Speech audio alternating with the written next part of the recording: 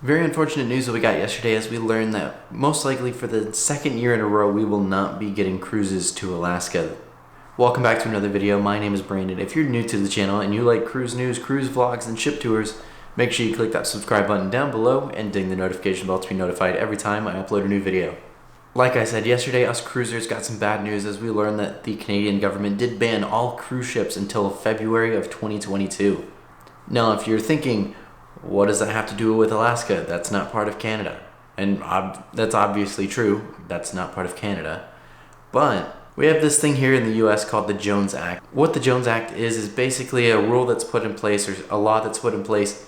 It requires ships that are registered anywhere else besides the United States must visit at least one foreign port before returning back into the United States. Because Canada did say no more cruise ships allowed in 2021, that basically leaves them nowhere to go for the Alaska cruises.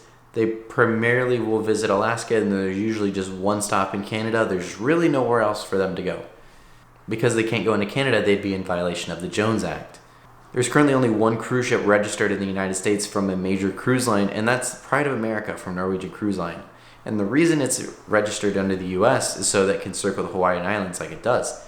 Because it's under the American flag, they don't have to visit a foreign port, so they have no issues when they circle the Hawaiian Islands. Now, if you are registered here in the United States, like the Pride of America, there is a huge list of rules and regulations that you got to follow. These rules and regulations make it extremely expensive for a Norwegian Cruise Line to operate Pride of America, which leads into why it is so expensive to go on that ship and just sail around the Hawaiian Islands. The reason we don't see it happen more often is just because of how expensive it makes it for the cruise lines just to operate a single ship. Now, I personally didn't have any cruises going to Alaska next year, so this really has no effect on me, but I am very upset to hear this because the Alaska 2021 season was supposed to be one of their biggest, if not their biggest ever. They were going to have more ships than ever, and they were going to have the largest ships to ever visit the ports to be there next year. I mean, it was insane. Norwegian Cruise Line and Royal Caribbean each had about 3 or 4 ships, including 2 of their mega ships each. The Quantum and the Ovation from Royal Caribbean were supposed to be. Then we also have the Encore and the Bliss from Norwegian Cruise Lines, which are ever so slightly smaller than those Quantum class ships. Carnival Cruise Line had their first Conquest class ship visit Alaska, and it would make it their largest ship to ever visit for an entire season. They've had Splendor show up in the past here and there, whenever it was sailing out of Long Beach, but for an entire season, the Carnival Freedom being there for the first time this year would have been their largest ship ever in Alaska for a full season.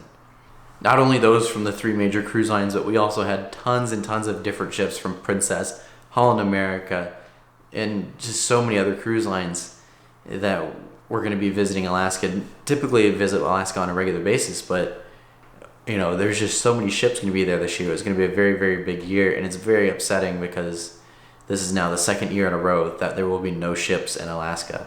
So that's going to be all for today's video. I know it was kind of a sadder video. I hate talking about all these cancellations. It is very unfortunate that all of this is happening. The current world situation keeps rolling on as we continue to wait this out. So it is very unfortunate. I can't wait to get back to cruising. I'm sure all of you can't wait to get back to cruising either.